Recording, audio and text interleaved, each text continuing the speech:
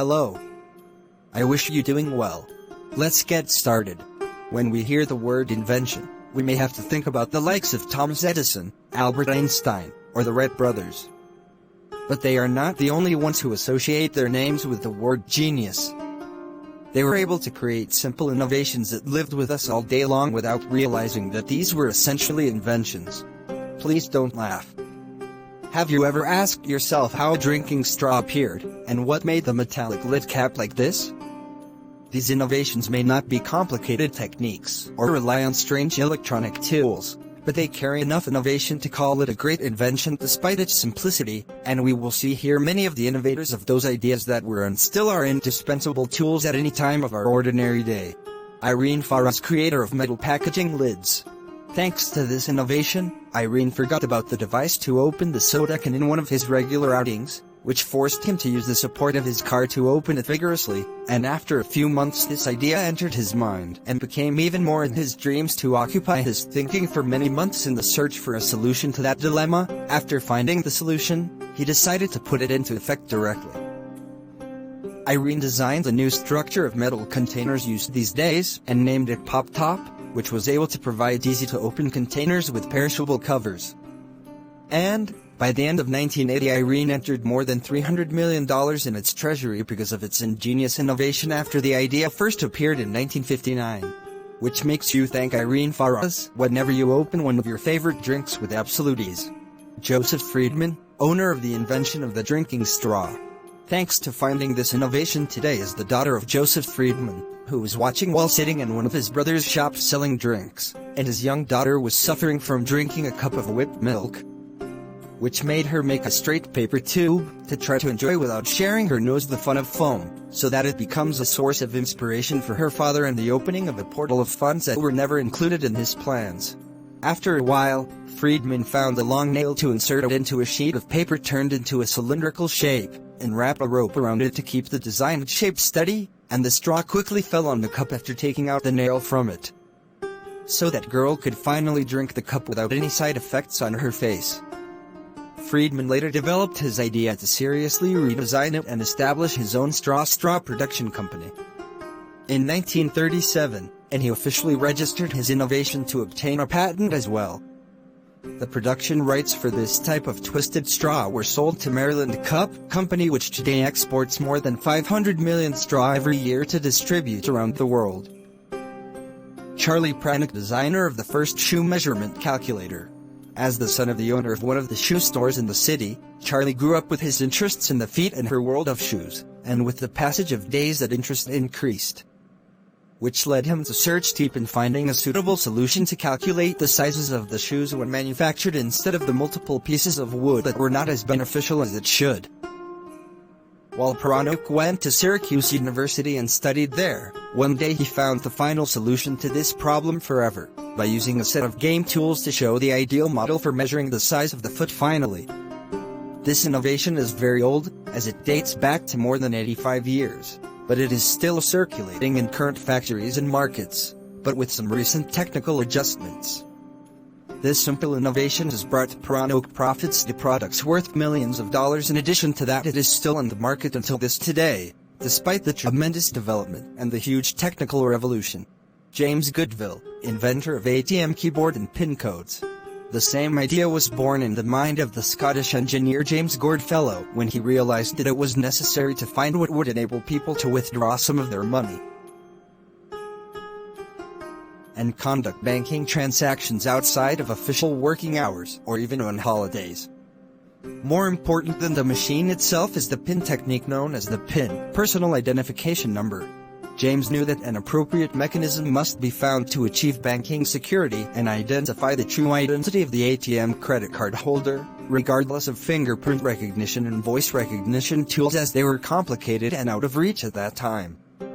Until they reached an appropriate link between numbers, the simple and magnetic card that only the owner of the real bank account has the connection between these two sides to enter when he needs a certain amount of money. James invented this digital machine in 1966. To reap royal honor 40 years after his invention, and today this technology is still the most used around the world, and I believe it will remain the most secure as long as it remains in the memory of the card holder on. Robert Kearns, innovator of automatic car wipers. Engineer Robert grew up in tandem with the beginning of the era of the development of transport vehicles, to enter the factories of the company Ford, believing that the auto industry is still capable of receiving a lot of development. One rainy day, while Robert driven his car, Ford Galaxy, he had an idea that changed the direction of vehicles toward a completely new generation. He found that wipers were moving in both directions up and down only, which only allowed them to bypass fixed rain on the side, which would make driving more difficult. It is possible with regard to a moderate-strength rainstorm. While the rain was pouring down, Robert tried to provide a clearer vision of his weak eye with blinking many times, and he asked about the possibility of making the car's glass blinking with his wipers as well, and here the main idea emerged. Robert presented his idea, which became ready for implementation in 1967 to many of the largest American car manufacturers, but did not draw any attention to any of them. After a short period, the idea was stolen by the same companies that rejected the idea and advanced to all work on making the new generation of wipers. Without referring to the creator Robert, to shoot the starting shot and declare a long war, Robert was confronted with Ford, Chrysler, and many other big companies. After a long struggle between the quarters of the judiciary, the case was resolved in favor of Robert to reap more than $30 million in punishment for the theft of companies the idea of his invention. But during the battle he lost his wife and mind, who died after suffering brain cancer as a result of Alzheimer's disease. And he died in 2005 after a few months. Whoever wins the case prevents him from enjoying any of his earnings, so his memory remains immortal whenever drains on one of us's vehicle. Sam Bourne, the owner of the first machine to insert sticks into a candy bar. That invention may not seem very important to young people and the elderly, but it certainly has grabbed our attention one day since 1912 until this moment. Russian immigrant Sam Bourne trained in the arts of confectionery academically and practically, except that he came to the United States in 1910 to have the opportunity at that time to think about making every piece of sweets as edible as possible without disturbing its holder or contaminating his hands with it. Until he devised the ideal way of making a special machine he called the Bourne Sucker Machine, which was officially presented to the public within 2 years of his arrival in the United States, in 1912. This automatic candy-making machine contributed to creating a new look on sugary candy, and also in the creation of the Bourne Candy Company. A few years after that innovation, Sam was honored by the state of San Francisco by granting him the honorary state key in 1916, and today the private Bourne Company is still in control of the market. Alitalia exports its products to more than 35 countries, with the company's global increase in popularity with each passing day. Hyman Liebman, inventor of the eraser pencil, installed at the end. A long time ago, pencils and erasers lived between the boxes of our stationery and at our office desks to be the most used pens in our practical life. Until 1858, the pen and eraser lived their lives with complete independence, sometimes until we lost each other, and this may have been the main reason for the appearance of Liebman to the scene with his new innovation that brought out the pen and the eraser in one structure for the first time on the 30th of May to obtain a patent for his service to millions of children and some adults as well. Liebman did not wait much until he sold his innovative rights to a company interested in the matter, and with an amount of $100,000, which was considered wealth in the mid-19th century.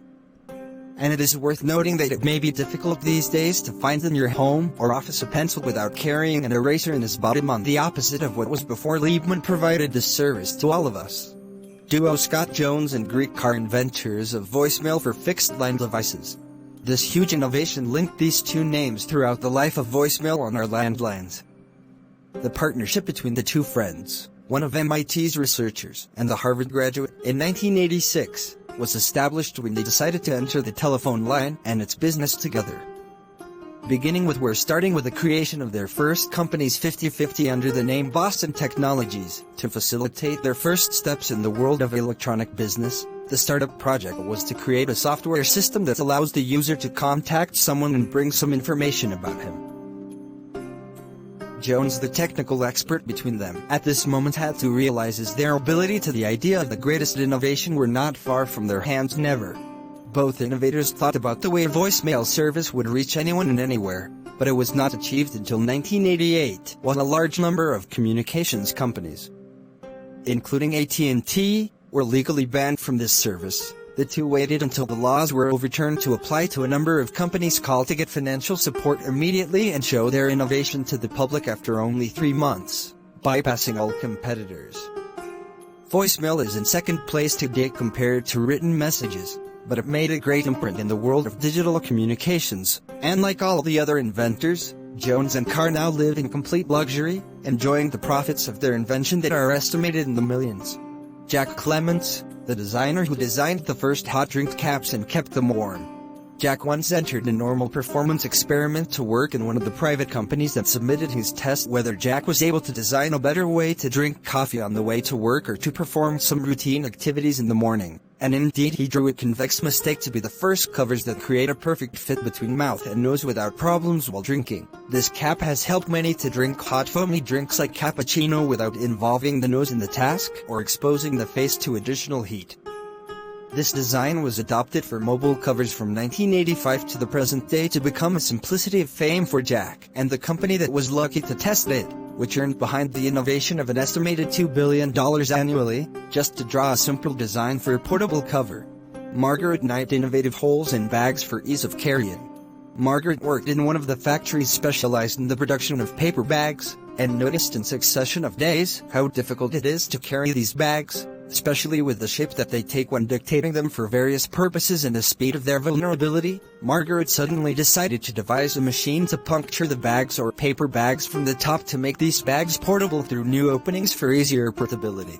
Margaret spent long nights researching this tool until she reached a wooden model, but did not perform the service perfectly until she worked on a new version of iron that she accompanied with her while working at the factory, until one of the employees, who was called Charles Annan, saw her to do by stealing her innovation and filing a patent in his name on that innovation. Of course, Knight tried numerous times to restore her idea and copyrights, but he did not recover anything because there were no patents for women or any copyrights. Margaret's layouts and ideas created her own factory with modest abilities to produce these paper bags with their unique designs, which yielded a lot of profits due to her simple and very useful innovation.